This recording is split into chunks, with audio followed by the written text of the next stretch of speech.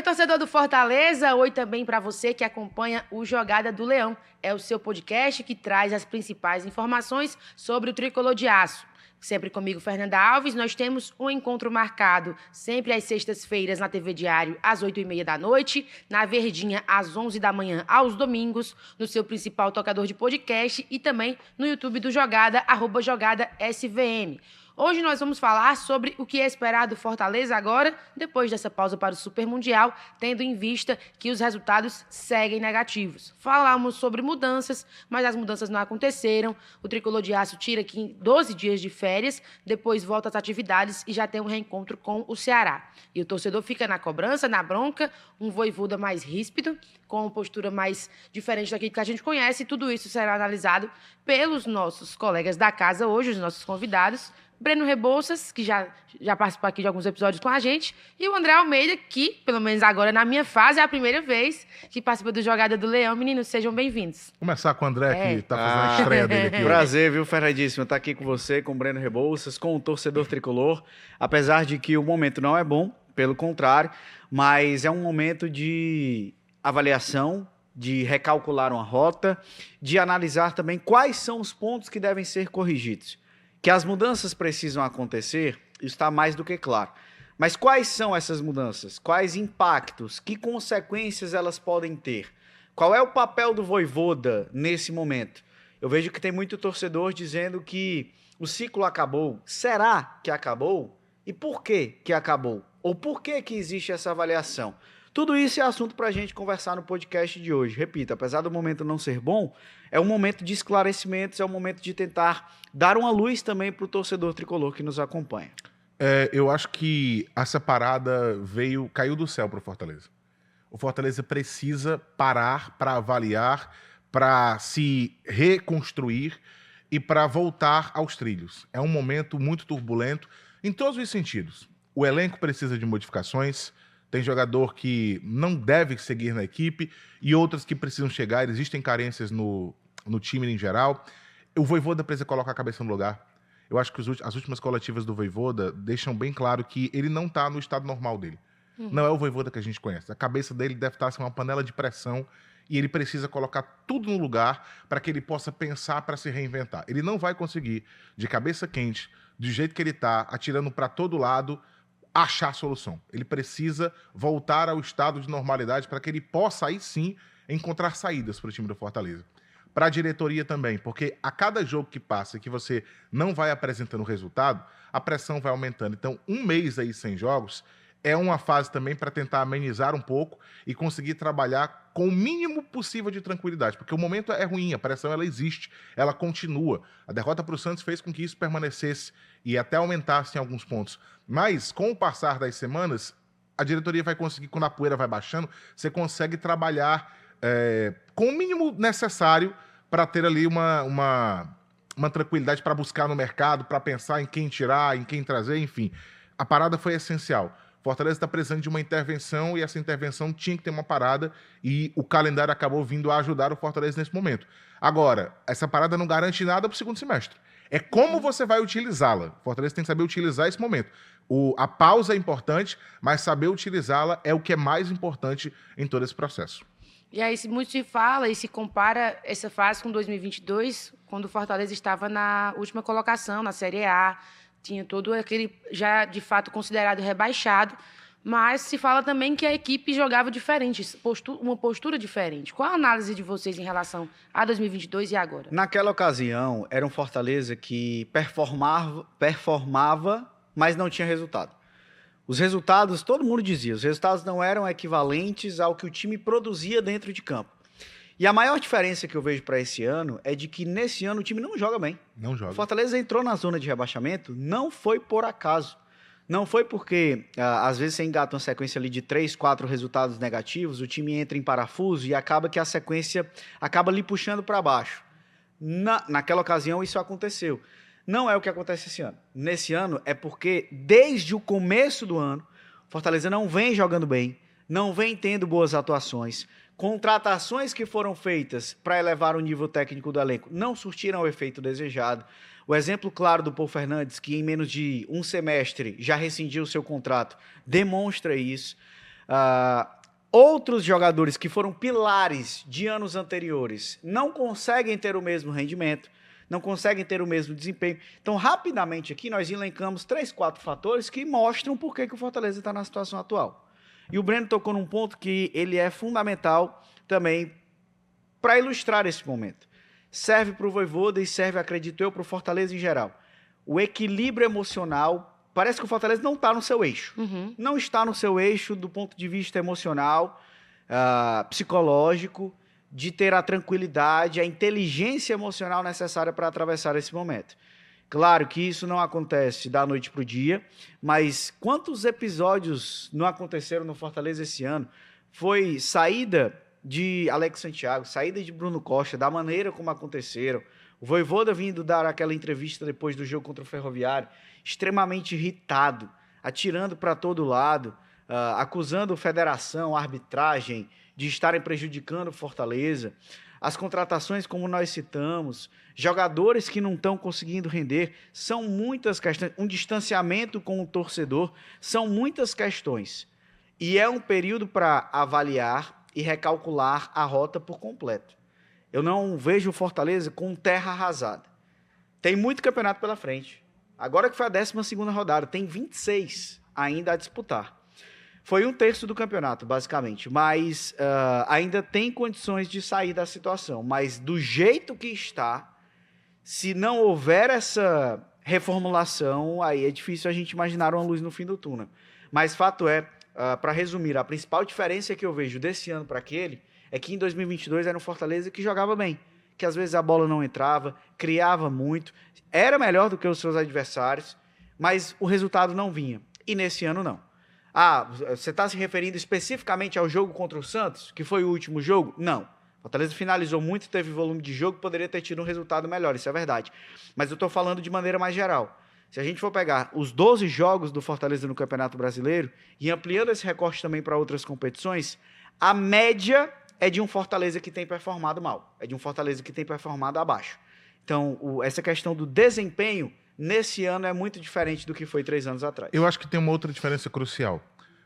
Por mais que o Vojvoda nas coletivas fale que confia nos jogadores e no elenco, eu me questiono até que ponto vai essa confiança. Em 2022, ficava evidente nas coletivas que o Vojvoda acreditava muito que conseguiria tirar o time daquela situação. Hoje eu não tenho essa certeza. E eu não tenho pegando alguns elementos. Algumas coletivas que ele deu, a coletiva do Cruzeiro que ele não concedeu, que ele chegou lá e falou, é só olhar para o campo, tá aí o resultado, vai falar por si, né? Não quis falar. Eu acho que mostra ali um desacreditar, pelo menos um desgaste, um certo cansaço com o elenco, com o material que ele tem ali na mão. Outra situação que me faz pensar dessa forma, naquela coletiva anterior, que ele também tinha elevado um pouco mais o tom, que ele tinha falado que precisaria de mudanças e algumas escolhas. Porque o Vojvoda tem insistido com peças que não estão bem, tendo outras peças no banco que ele não coloca para jogar. E depois ele falou assim, o Rodrigo, o Alanzinho estão em treinamento. Mas se for por questão de não estar indo bem, todo mundo está precisando entrar nessa fase de treinamento. Porque ninguém está performando, quase ninguém está performando no elenco do Fortaleza. O Alanzinho, por exemplo, o ataque do Fortaleza, Fernanda, até o jogo contra o Santos, que marca 2 gols e de pênalti, 2 vezes o Pikachu, tinha feito 1 gol em 6 partidas. 1 gol em 6 partidas. Ou seja, era um ataque que não estava conseguindo converter. Foi no jogo contra o Retrô, né? Perfeito, o gol do Breno Lopes. Então, assim, era um ataque que não estava conseguindo converter. É natural que você pense em modificar, em colocar outras peças. Sim. E ele tem outros jogadores que ele não coloca. O Alanzinho, que foi questionado, que ele ficou meio irritadíssimo por conta disso, o Alanzinho não jogou no mês de maio e nem junho até aqui. Ele não jogou. O último jogo dele foi em 29 de março. E nas últimas 3 partidas, 4 partidas, ele não foi nem relacionado. Sendo que você não tem nenhum ponta que você diga, hoje, dos pontos do Fortaleza, esse aqui você não mexe. Breno Lopes não tá bem, Marinho não tá bem, Pikachu quando entra, mais ou menos, ninguém. Então, por que não colocá-lo? Ou outras peças também. Eu vou pegar outro atleta que a gente sempre bate nessa tecla. O meio-campo do Fortaleza hoje tem muitos problemas. É um meio-campo que cria pouco, que não marca, que tem muito problema, inclusive na parte de finalização também. O Kevin Andrade é outro cara que tem pouco espaço no Fortaleza. Então, a impressão que me dá é que a confiança que ele demonstrava ter como um todo no elenco em 22, no momento ela não é tão forte assim. É como se ele tivesse questionamentos e dúvidas sobre esse elenco. E aí os reforços eles se tornam mais importantes ainda, os que vão chegar. Mas essa questão do acreditar no que tem na mão, me parece que é diferente do que a gente viu em 22. E aí, quando fala desses fatores, a gente cita os fatores, muito bem trouxe o André, que são vários, um dos pontos é na existência das peças. E ontem isso foi questionado, inclusive em coletivo, ele falou sobre o que é que ele deve fazer. E aí? O que é que ele deve fazer? Sabendo que há críticas de um lado do torcedor, que tudo bem, é passional, mas o torcedor tem razão em fazer a crítica. Mas tendo do outro lado também o lado técnico, que não está funcionando, o que o treinador deve fazer? Mas é porque não é só uma observação do torcedor, Fernando. Por exemplo, eu não vou personificar o momento do Fortaleza em um único jogador. Mas a insistência dele no Zé Wellison, por exemplo, não se justifica. Não se justifica. Eu vou pegar esse exemplo aqui, mas o Breno citou outros jogadores. Eu te dou outro exemplo, o Paul Fernandes, o quanto ele não insistiu no Paul. Também. O Paul fez 24 jogos. O Paul jogou muitas vezes. E qual era a resposta dada em campo? Nenhuma. O Zé Wellison, ele tem comprometido os jogos do Fortaleza. Não é que ele não está agregando, não é que ele não está entregando algo de bom, não é que ele não esteja fazendo a diferença positivamente. E aí ele é um cara discreto. Não, ele tem prejudicado. Contra o Flamengo ele entregou um gol. Contra o Cruzeiro ele ficou olhando. Contra o Retrô, nos jogos anteriores, ele ficava olhando. E assim, eu não tô querendo... Contra o Santos também, o terceiro gol. Ele perde a bola. Eu não tô dizendo que ele tá jogando mal porque quer. Não, mas ele não está performando. Então, qual o motivo da insistência em um jogador que não tem tido o desempenho que justifique o cara jogar 90 minutos? O cara não é nem substituído, o cara fica em campo o tempo inteiro, quebrando a bola, mas segue em campo. E aí eu acho que é uma responsabilidade do Vojvoda. Acho que a gente precisa dividir as coisas. Se eu falei aqui no começo que tem torcedor que acha que o ciclo acabou, e acho que a gente ainda vai chegar nesse momento, aqui no nosso debate, eu já digo que não acho que a solução para o Fortaleza seja tirar o Vojvoda. Mas isso não o isenta de responsabilidades. E uma delas é dessa insistência em algumas peças, em jogadores que não estão rendendo. E aí eu peguei o caso do Zé Wellison, seu Marinho é outro. Há quanto tempo que o Marinho... Não, o Breno falou do desempenho ofensivo do Fortaleza. Quanto tempo que o Marinho não contribui com gol, com assistência? De maneira relevante. Quanto tempo? Breno Lopes fez um gol contra o Retrô, beleza, mas ele também não vem num bom momento. Não vem jogando bem. O Daverson, o time está perdendo, ele continua fazendo da cambalhota, faz apoio de frente, finge que vai chutar e segura a perna. Sensibilidade, né? Entender o contexto, o momento do clube. Apesar de que quando o Fortaleza contratou o Daverson, nós falamos sobre isso. Ele está contratando um pacote. O Daverson, ele é isso aí. O time ganhando, o time perdendo, ele vai fazer isso. E por isso que eu também não avaliei como positiva a contratação. Porque o momento exige outra coisa. O momento exige mais equilíbrio e mais serenidade. Mas é a insistência em peças que não estão rendendo, que não estão jogando bem, que não estão se justificando, e o Vojvoda continua mantendo. E com esse discurso que o Breno falou. Então, ele tem sua responsabilidade, sim, inegavelmente. Não acho que seja o maior culpado, vamos chegar nesse assunto ainda, mas essa insistência em alguns jogadores, e eu peguei o Zé Wellison aqui como exemplo, o Breno citou o Paul Fernandes, mas tem mais gente aí, tem mais gente que o Vojvoda coloca para jogar, não testa outras alternativas e o desempenho não melhora. O resultado está aí. E eu acho que tem uma paciência um pouco seletiva. Com alguns jogadores tem paciência demais, insiste muito, dá muita chance. Com outros jogadores, se o cara jogar 3 partidas e ele não for um pouquinho acima de média, ele não precisa nem mal, não. Se ele não for um pouco acima de média, ele já fica de fora.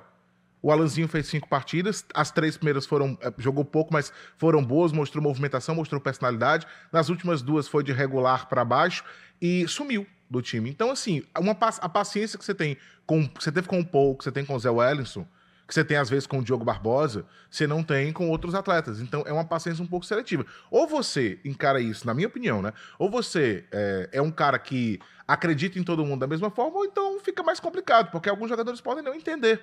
E isso pode criar algum tipo de instabilidade no grupo. Jogador que some, e às vezes tem jogador que some e depois volta direto no time titular. É meio esquisito isso. Uhum. Aquela escolha, por exemplo, que ele fez pelo Bruninho, naquele jogo, acho que foi contra o Sport, do nada, sabe? Tinha jogador ali que tava... Então, eu acho que algumas decisões do Vojvoda talvez estejam criando também, dentro do elenco, uma falta de entendimento. É isso que o André falou. Quais são os critérios? E é engraçado que quando ele é questionado sobre o critério, por que você utilizou fulano, por que você não utilizou? Nunca tem uma explicação com motivos. É só, não, eu tinha que escolher, foi uma opção minha. Isso a gente sabe. Isso aí que você tinha que escolher é óbvio. Você é o treinador. A função é sua, você tem que determinar quem vai. O que foi perguntado foi por que essa escolha aconteceu. Qual o critério? O que você está pesando na balança para optar por esse jogador e não por aquele? E isso não quer dizer que você acha que o outro jogador que não entrou era o mais indicado. O que você quer saber é o porquê da insistência e de continuar colocando aquele cara no campo, mesmo que ele não esteja indo bem. E o Vojvoda sempre se esquiva disso. Sim. Raramente nas coletivas o Vojvoda explica alguma decisão dele. Ele só fala, eu tinha que decidir, foi uma escolha minha, faz parte. Isso é errei, óbvio. Né? Como diria, é o óbvio e o ululante, como diria Alan Neto. Né? E ele vem cobrar mais criatividade ou melhores perguntas, né? Mais originalidade nas perguntas. As respostas não são originais. Mas as respostas dele não são originais. É. As respostas são desse sentido que o Breno falou. Até se você faz um questionamento do ponto de vista tático do jogo, pede alguma explicação para ele, ele não fala. Não fala, ele não se debruça sobre o assunto, ele não aborda as questões com a profundidade que ele poderia abordar. Então, como é que você vai cobrar perguntas diferentes, mais criatividade, se ele mesmo não se propõe a também dar uma resposta diferente? Então, eu acho que ele mandou muito mal nessa coletiva, adotando uma postura mais bélica. Sim. E não é do perfil aqui das pessoas que vão para as entrevistas coletivas, e eu nem achei nenhuma pergunta. A Fernanda estava lá, teve o Mário Kempis que fez a pergunta que gerou o maior questionamento. Sim. Com o Vojvoda. Anderson Azevedo também. O Anderson Azevedo também. Eu não acho que essas pessoas, e as outras também, que perguntam nas coletivas, façam perguntas que coloquem a faca no pescoço, por exemplo, que sejam perguntas que coloquem o cara nas cordas. Não acontece isso. Não aconteceu. Então, eu não vi o motivo dele estar dessa maneira, a não ser de uma falta de controle ou de sensibilidade dele mesmo, de entender, e de ele vem com a pressão, de ele vem com um momento que, claro, não é bom, e aí na coletiva ele acabou extravasando dessa maneira. Mas acho que ele mandou muito mal, perdeu a linha, perdeu o tom. Não é dele fazer isso, não é normal do Vojvoda adotar essa postura. O diferente tem sido nesse ano, mas nos anos anteriores, nas 4 temporadas anteriores, ele não fazia isso. Ele não é um Abel Ferreira, ele não é um Zubeldia. Mas está parecido. Mas nesse momento tem se aproximado mais disso do que do Vojvoda que a gente se acostumou a ver. E é por isso que eu acho que isso é um sinal de desespero. O Vojvoda não está com a cabeça no lugar. Para mim fica muito evidente isso.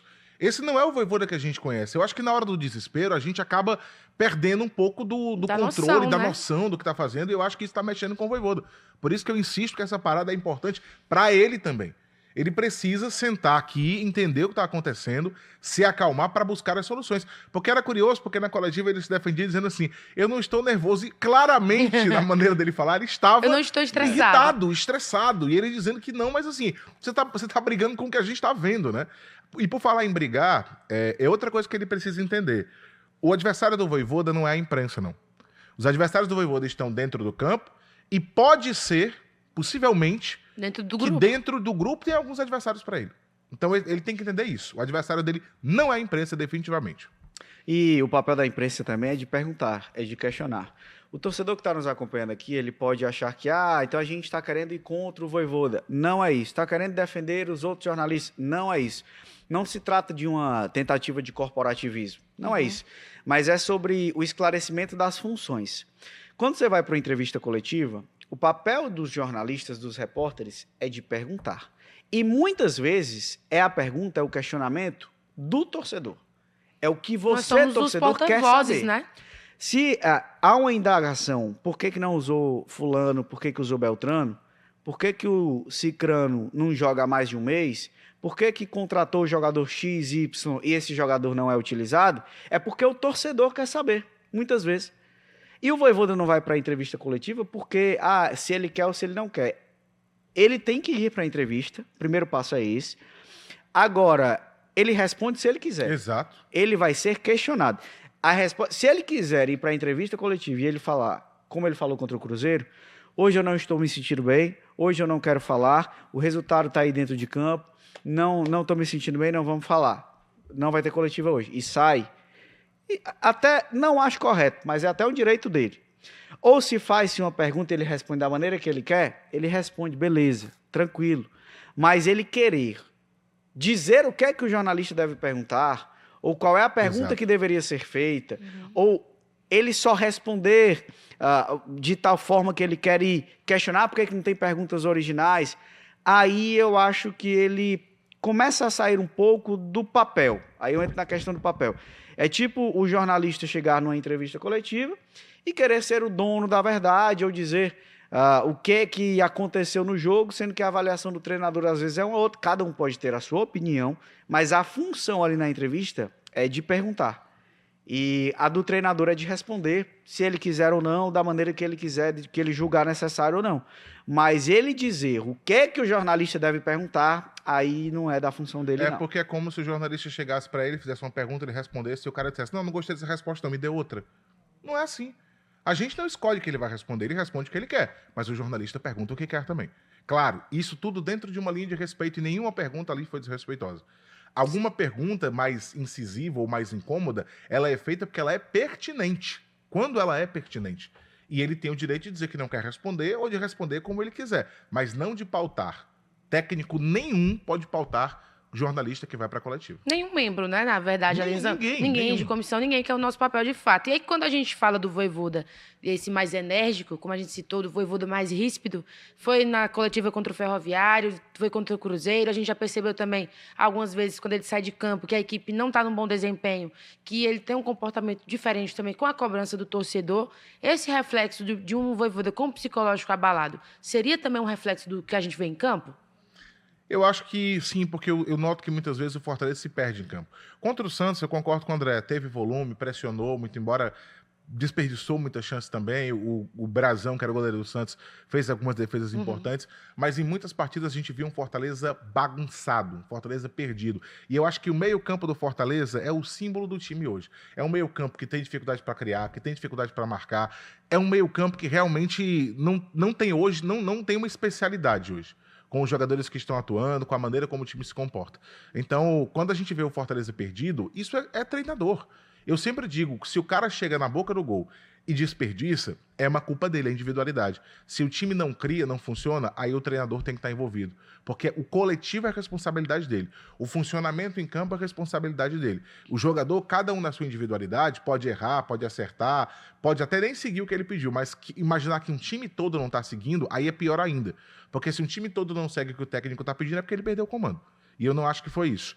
Eu acho que o Fortaleza realmente às vezes está bagunçado e que o Vojvoda está tendo algumas dificuldades, muitas vezes de leitura de jogo, de modificação na hora certa, de retirar jogadores que não estão bem e deixar em campo aqueles que estão conseguindo entregar alguma coisa. Muitas vezes ele está fazendo umas alterações que ninguém consegue explicar. Eu acho que isso reflete sim quando a gente vê em algumas partidas a bagunça que o Fortaleza apresenta, ou no jogo todo ou em partes dele. É o campo, e a sensação que a gente tem é de que nesse ano, eu não estou afirmando isso, tá, Fernanda? Mas eu estou dizendo que é uma sensação, é uma impressão de que o 2025 do Fortaleza tem algo a mais. Tem algo a mais que quem está fora dos muros do PC não vê. Porque, pela série de acontecimentos que nós listamos aqui, e se o Marcelo Paes diz que a bola não entra por acaso, ela também não deixa de entrar por acaso. E eu não falo uma ou duas vezes que a bola não deixa de entrar. É para uma série de acontecimentos, para uma sucessão de fatos que levam Fortaleza até o momento atual. Então, por tudo isso, pelo que disse o Marcelo Paes há pouco tempo depois do jogo contra o Cruzeiro, pelo que tem dito e pela maneira como tem se portado o Vojvoda, pelo que disse o Sérgio Papelin, diretor de futebol, logo na sua chegada, por todos esses elementos, eu tenho uma impressão fortíssima de que tem algo além do campo.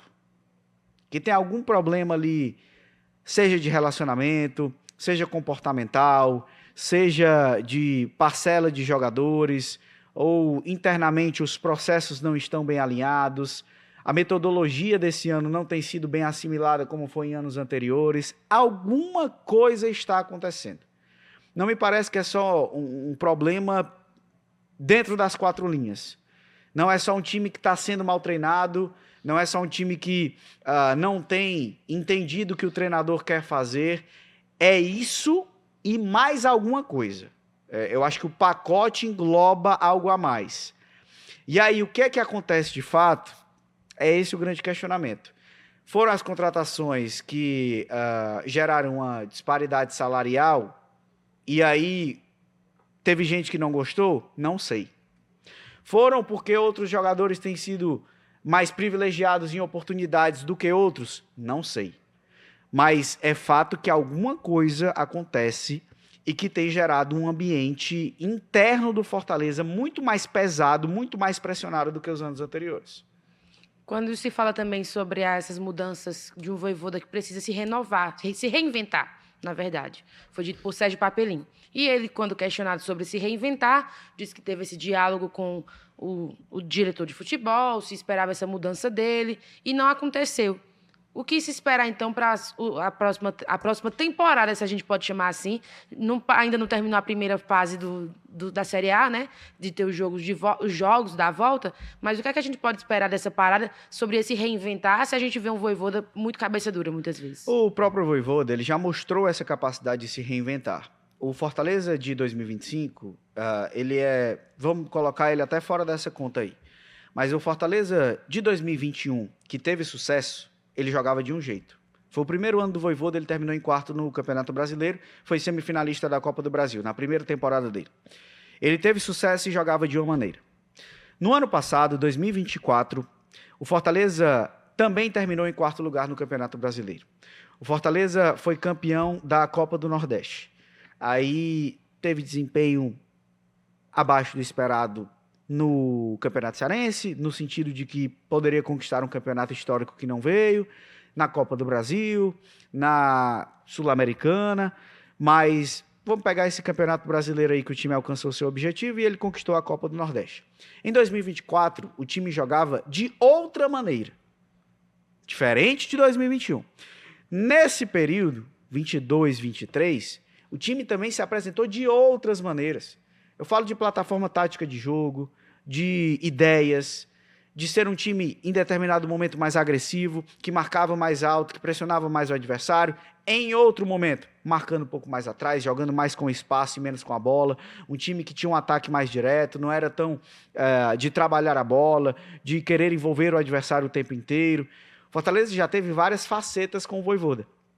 Já mostrou várias caras, várias identidades. E conseguiu responder a isso. Mas é fato que nesse ano o time não tem uma identidade, não tem um padrão, não tem uma cara. Esse é o grande problema. Por que eu fiz esse resgate? E aí entra num ponto que eu já falei aqui também, que eu acho que ele é capaz de se reinventar. Ele é capaz de encontrar uma outra maneira de o time render. Ele já fez isso, os anos comprovam. Ele tem essa possibilidade. Eu acredito que sim. Mas ele precisa de material. Eu acho que o Fortaleza vai ter que ir no mercado, apesar de ele mesmo dizer que confia no elenco, que não acredita em grandes contratações que possam mudar a cara do time, mas há uma necessidade muito grande de se mandar jogadores embora, de se trazer outros, como foi feito em 2022. É preciso encontrar uma nova plataforma de jogo. O Fortaleza está sendo um time manjado, um time já bem marcado pelos adversários. Cabe a ele encontrar novas soluções, aproveitar melhor as bolas paradas. O Breno citou a questão dos escanteios contra o Santos. O time não consegue apresentar algo diferente, uma ideia nova, uma jogada ensaiada, algo do tipo. Enfim, ele precisa se reinventar nesse sentido, de encontrar essas soluções. Mas, repito, eu acredito que ele é capaz. Eu acho o Vojvoda um excelente treinador. Ele já mostrou isso. Não é porque o 2025 é bom que a gente vai esquecer a capacidade que ele tem como técnico. Mas ele mesmo precisa estar aberto a encontrar novas possibilidades, a testar novos jogadores, a tentar uma nova formação. Esse período pode ser muito importante para isso. O Fortaleza teve 12 dias para treinar antes de enfrentar o Santos. E a gente viu uma escalação muito parecida. Ele tinha feito modificações do jogo anterior, mas era a mesma estrutura. Tanto é que a gente já esperava, mesmo com a situação de negociação do Zé Wellison, que não aconteceu com o Vitória, mas ficou muito perto, a gente esperava que o Zé Wellison fosse começar a partida. Mesmo a gente sabendo que ele ia mal. A gente esperava que ele tivesse com Marinho e Breno Lopes nas pontas. Imaginava-se até mesmo o Davi Luiz, se o Kusevich não tivesse à disposição, que foi o que aconteceu. Então, ele não fez nada de diferente em 12 dias. Precisando de um resultado, sabendo que a vitória contra o Santos seria essencial para tirar o time da zona de rebaixamento, para deixar um clima melhor para esse período da paralisação, para que a confiança ficasse ali ainda ativa antes do time entrar de férias. E não teve nada de diferente. O Fortaleza enfrentou um adversário mais limitado, acho que até por isso conseguiu ser um pouco mais ofensivo, né? Conseguiu finalizar mais e tudo, mas não teve nada de diferente nesses 12 dias, nem mesmo de jogada trabalhada. Nada pareceu diferente. Então, quando a gente fala em se reinventar, eu concordo com o André, ele tem capacidade, mas ele precisa abrir mão de convicções que hoje não servem mais. E eu acho que o Vojvoda tem uma dificuldade de fazer isso. Ele consegue êxito com alguma coisa, ele permanece com aquilo. Quando passa a não dar certo, ele demora muito a mudar, a entender que, bom, isso não serve mais, eu preciso achar outra maneira. Ele já fez isso em 22, ele muda o formato do time jogar e tem uma resposta. Mas é porque ali a pressão era um absurdo. O time tinha passado o tempo inteiro na zona de rebaixamento e quase toda a primeira etapa na lanterna. Então a pressão ali era tão forte que, com a chegada das peças, ele tinha que mudar. E agora ele vai ter que fazer a mesma coisa. Ele vai ter que abrir mão de algumas coisas que na cabeça dele são coisas já consolidadas, porque o momento pede. O time pede modificações, pede mudanças no formato de jogo. Não sei se no esquema tático, vai depender muito do que ele tiver de ideias, mas ele precisa se deixar fazer diferente. Ele tem que abrir mão, porque ele já martelou muito na mesma tecla ali, no mesmo prego, e não está dando certo. Então, só vai funcionar se ele abrir mão dessas convicções que, para esse momento, não servem para o Fortaleza. Ele sabe que a reinvenção passa por isso. Depende muito dele, totalmente dele, do que ele está disposto a abrir mão no sentido do que ele já construiu de modelo de jogo, porque é um modelo de jogo, como disse o André, ficou manjado. Os adversários sabem como anular o Fortaleza. Os adversários sabem como deixar o Fortaleza encaixotado, como tirar as principais jogadas. E o resultado é o que a gente tem visto em campo. De março para cá, o Fortaleza venceu 6 jogos. 6, contados, de março para cá. O restante foi tudo no começo do ano, no Cearense, com adversários extremamente mais frágeis, e 2 pela Copa do Nordeste.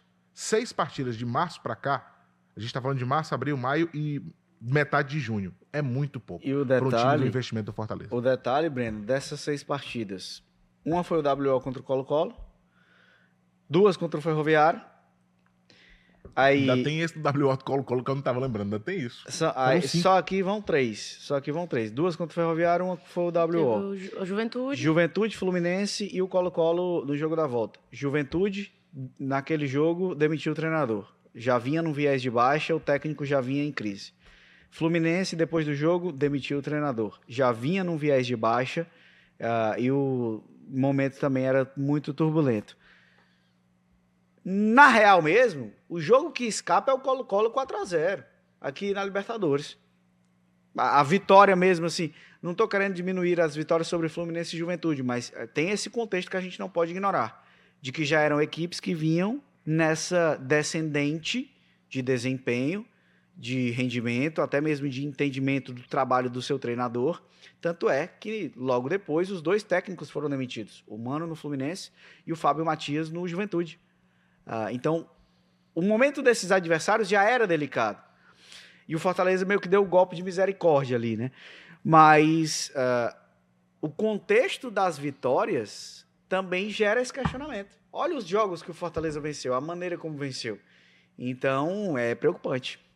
E aí, falando sobre esse ciclo, já foi falado aqui que não é o momento para encerrar, mas talvez se aproxime a depender de como venha seu desempenho. O Fortaleza já, nesse período, pode já ir a diretoria sondando novos treinadores, pensando nessa possibilidade? Eu não acho correto. Eu acho que até o Breno tem um pensamento, óbvio que ele vai falar, mas alinhado, porque a gente estava conversando sobre isso.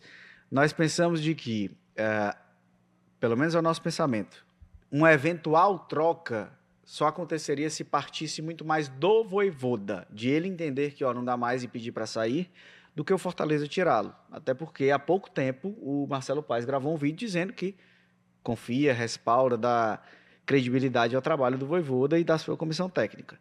Então, não acredito que seja o momento dessa troca e nem acho que seria correto. Eu entendo que você, torcedor, que está vendo o nosso podcast aqui, diga, não dá mais, já deu, Vojvoda precisa sair, é momento de uma mudança, porque a cultura do futebol brasileiro, ela leva a isso. Ela leva a gente a avaliar que, troca o treinador, então aí melhora. Mas E aí, quando um dirigente ou quando um clube não faz esse movimento, dá a sensação de que não se está fazendo nada. Pô, manter um treinador ainda? Então não estão fazendo nada. Acho que as mudanças devem ser outras. Deve ser mais no elenco, deve ser de forma significativa, de reformulação.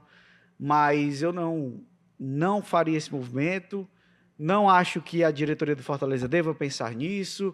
E também, muito menos, sondar, contactar, entrar em contato com outros técnicos, tendo o maior treinador da história do clube no comando. É um cara que merece ainda total seu respeito, total, além de credibilidade e respaldo no trabalho, deve ser tratado com muita seriedade. Você sondar outros nomes, buscar outros treinadores, eventualmente, mesmo que só para saber informações, só para imaginar como é que seria, só isso, estando no cargo, o técnico, que é o mais vitorioso da história do clube, não é correto. Não é correto. Então, da minha visão, não. Eu também acho que não, inclusive da informação que circulou de que o Fortaleza teria feito sondagem para o técnico do Platense, conversando com pessoas ligadas ali ao Fortaleza, a informação que a gente teve é que o nome dele não foi debatido lá. E eu também não acredito que o Fortaleza esteja procurando um outro nome com o Vojvoda no comando, pelo respeito que se tem por ele lá dentro. Né? Não seria ético. E o Vojvoda foi muito ético com o Fortaleza muitas vezes. Sim. Com propostas de outras equipes, propostas inclusive com salário muito maior, de procuras, e ele sempre foi muito ético com o Fortaleza. Algumas vezes ele não chegava nem a comunicar para o Fortaleza, porque na ligação ele já dizia que não queria a oferta. Então, para quem teve uma postura assim, o clube tem que ter uma postura igual. Portanto, eu não acredito que o Fortaleza procure outros nomes enquanto o Vojvoda aí estiver. Com relação ao ciclo dele, trocar ou não, eu concordo com o André, eu acho que o Vojvoda tem condição ainda, especialmente com os reforços que vão chegar, de fazer alguma coisa diferente no segundo semestre e reconduzir o time a um momento positivo. Isso ele já provou que tem condição de fazer e acho que é possível acontecer. De toda forma, se a diretoria do Fortaleza entendesse que teria que trocar o técnico, eu acho que o momento seria esse. Porque quem chegasse teria um tempo de adaptação e um tempo para comandar a equipe até os próximos jogos. Porque quando você troca com o jogo na quarta e no domingo, é mais complicado. Então, se fosse para trocar, esse momento seria um momento propício. Mas eu não acho que a diretoria do Fortaleza vai fazer essa troca. Foi recente o vídeo do Marcelo Paes dizendo que confiava no Vojvoda, que o Vojvoda seguia no time, que não ia fazer troca. Não acho que duas partidas depois esse pensamento tenha modificado. E outra coisa, acho que se o Vojvoda decidisse entregar, aí era outra história, porque era uma coisa partindo muito mais dele. Uhum. E talvez a diretoria, se o Vojvoda decidisse fazer isso, pelo momento, entendesse e aceitasse. A única possibilidade que eu vejo de demissão do Vojvoda é se chegam os reforços, o time continua performando mal, o time segue na zona de rebaixamento da Série A, aí, meu amigo, até para ser aquela cartada definitiva, aquela cartada final, você muda o comando para ver se consegue uma resposta imediata para evitar o rebaixamento, que seria catastrófico para o Fortaleza. Fortaleza tem um elenco hoje caríssimo. Uma folha que se comenta de 9 milhões, eu acho que passa disso. Mas com certeza. Certamente passa disso. Com certeza. E aí você imagina, caindo para uma Série B, onde a queda do que você recebe é brutal. Vamos lembrar que a Série B esse ano perdeu um dos seus principais parceiros, que era o Grupo Globo, da questão de pay-per-view. De transmissão de pay-per-view. Então a Série B está desvalorizada financeiramente. E aí, se você cai para uma Série B com o elenco que o Fortaleza tem aí, você tem que tirar todo mundo. Não tem como sustentar. E aí gera problema, porque fica bola de neve, tem dívida que vai acumular. Então, a queda é catastrófica. Portanto, na minha cabeça, a única possibilidade da diretoria trocar o Vojvoda é: voltam os jogos, chegam os reforços, o time não responde, aí tem que trocar, num ato final de tentativa de permanecer na Série A. Fora isso, eu não acredito que o Fortaleza troque o comando técnico. Pensando já que o próximo confronto é o Clássico Rei, tem esse gargalo, essa pressão muito maior Só isso, em relação ao Fortaleza, porque além das derrotas, da má fase, ainda tem o Clássico Rei. Tem uma situação que pode ser ainda mais agravante. Sim. Há uma forte possibilidade, não está definido ainda, mas diante do Clássico Rei, o Fortaleza enfrentar o Bahia fora de casa em jogo eliminatório único pela Copa do Nordeste. Que é, dependendo do que acontecesse lá, a pressão para o Clássico Rei poderia ser maior ainda. Então ainda tem essa situação. porque a CBF tem trabalhado com os clubes a possibilidade de, na semana do dia 7 de julho, Sim. 7, 8, 9, 10, acho que 7 é até uma segunda, seria Entre 8, 9 8, ou 9 10, e 10, terça, isso. quarta e quinta, acontecerem os jogos das quartas de final. Jogo único, fora de casa, contra o Bahia, antes de um Clássico Rei. Você imagina o que não pode causar. Então, assim, é a volta, quando o Fortaleza voltar a jogar, pode ter certeza que ele pega de cara 2 desafios pesadíssimos e que costumam, inclusive, em muitas situações, não acho que é a do Vojvoda, porque acabei de comentar aqui o que acredito que seria necessário para a diretoria fazer a troca de comando, mas que em muitas outras situações poderia definir destino de treinador. Sim, exatamente. Bahia é um grande adversário e o Ceará, nesse Clássico Rei, que o Fortaleza não vence desde 2023. Que é uma pedra no sapato É uma do pedra no Vojvoda, sapato né? do Vojvoda. Ele não consegue mudar, fazer essas modificações, e o torcedor fica nessa cobrança também. É a volta do Clássico na Série A, tem todo esse símbolo também importante para o futebol cearense, mas o que esperar diante dessa pausa, de manter esse equilíbrio, né, voltar ao equilíbrio emocional, na verdade, e esperada do grupo e diante do Vojvoda também, porque antes se falava só do desempenho do grupo, mas de fato a gente percebe que é todo um problema estrutural. Esse jogo contra o Santos ele era muito importante porque ele serviria para 3 questões fundamentais do time do Fortaleza. Poderia ter até uma quarta aqui, né? Mas a primeira delas, sair da zona de rebaixamento, óbvio, o A resultado... mais importante. Pela condição de tabela, Fortaleza terminaria esse primeiro momento, esse primeiro semestre fora do Z4 e seguraria um adversário direto lá, porque quem saiu foi o Santos. Então, o Fortaleza não perdeu para um time que está lá nas cabeças, que está na ponta de cima. Ele perdeu um confronto direto, em casa. Vai ter que recuperar esses pontos de algum jeito, em um jogo que não era previsto. Esse foi o primeiro ponto. O segundo era o de terminar a sequência negativa. Ao contrário disso, ampliou, porque agora são 7 os jogos sem ganhar. Fortaleza não ganha um jogo há mais de um mês. Ele vai completar 2 meses. A última vez foi contra o Juventude, perdão, no dia 10 de maio. Dia 10 de maio, perfeito. Então, muito tempo sem ganhar um jogo. 7 jogos sem perder, 5 derrotas e 2 empates. E um desses 2 empates foi contra o Retrô, que ele perdeu, foi eliminado na Copa do Brasil. Terceiro ponto, de garantir uma amenização na pressão, um alívio nessa pressão, porque com esses 2 primeiros aspectos, você dá uma respirada. Você consegue pelo menos, vamos, beleza, primeiro semestre não foi bom, muita coisa para se melhorar, mas encerramos com vitória, ganhamos um confronto direto, saímos da zona de rebaixamento. Vamos pegar isso aqui como combustível para, de fato, escrever uma nova história no segundo semestre do ano. E não foi o que aconteceu. Então, esses 3 aspectos que poderiam ser positivos, eles viraram pontos de ainda mais pressão, para aumentar a temperatura no PC. E o maior aspecto, a maior preocupação que vem para esse período de parada agora, é o de conseguir equilíbrio meio a esse momento de pressão que aumenta. Porque se você ameniza a pressão, se você está com uma, eu não digo estabilidade, mas com uma menor instabilidade, a chance de você cair é menor. A chance de você tomar uma decisão errada é menor. Quando você está com a corda no pescoço apertando cada vez mais, a chance até mesmo de tomar decisões equivocadas, ela aumenta. Então, quando você está num momento de mais tranquilidade, você pode aumentar a assertividade. Então, o que eu acho que é o grande desafio? É de se encontrar esse equilíbrio para tomar as melhores decisões depois que o caldeirão está fervendo, está em ebulição ainda mais. Porque a temperatura foi aumentar ao invés de diminuir. E eu acho que, sinceramente falando, o primeiro passo dessa parada não é pensar já no Ceará ou no Bahia ou em quem quer que seja. É pensar dentro do clube. É pensar na própria equipe.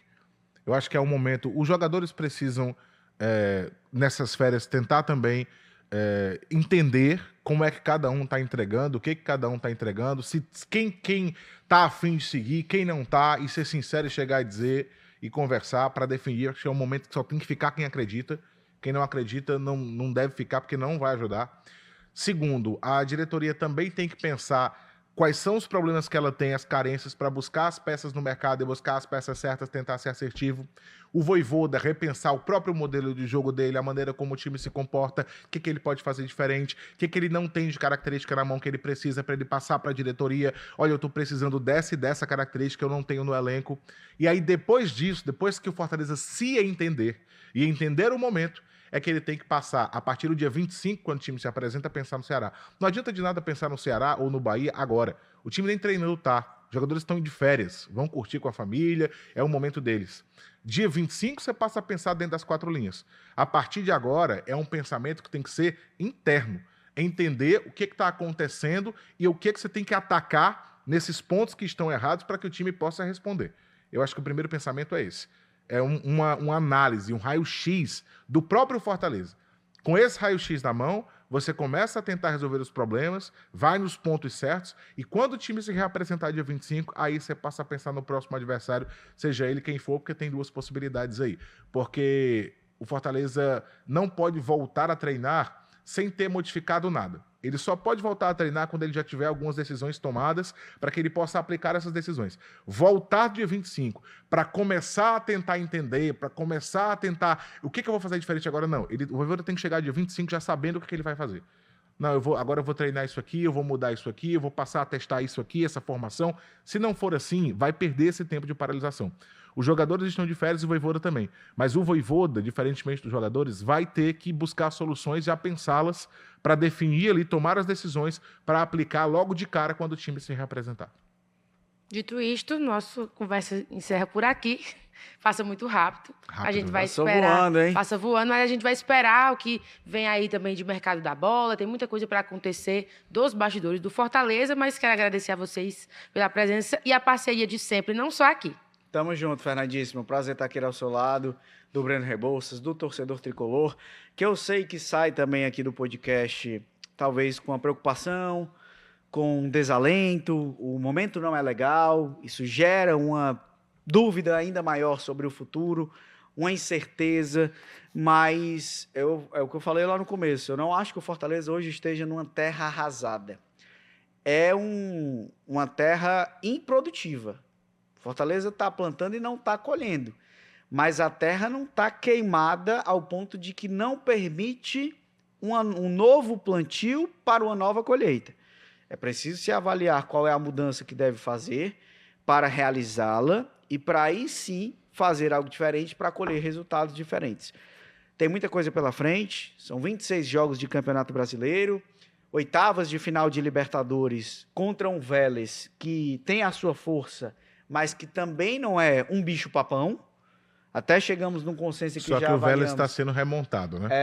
Mas já avaliamos também que...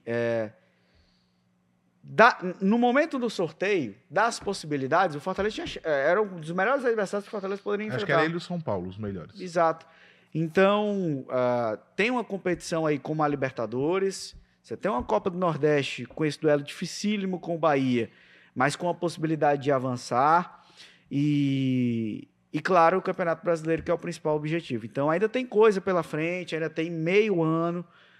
É um momento de muita preocupação, é um momento de muita dúvida, é um momento de muitas mudanças, de muita crítica também, mas de melhorar, de corrigir essa rota para que o segundo semestre seja melhor.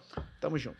Fernandíssimo, é sempre uma satisfação estar aqui, mas quero avisar a você que nas próximas 2 semanas não estarei mesmo que você me convide. Não estarei de férias. Nem aqui. Portanto, não estarei nos próximos Jogadas do Leão. Não diga não. Que ele vai frequentar. Ficou com medo, você viu, André? Não diga não. Eu pensei também, André, eu pensei. Eu ia dizer que seria a academia. Porque eu ia dizer Maranguape. Maranguape eu sempre estarei lá. Isso aí não Maracanãú também. Algumas vezes. Mas enfim, vamos ficar... Tem outro com M também, é porque quem deve teme, né, André?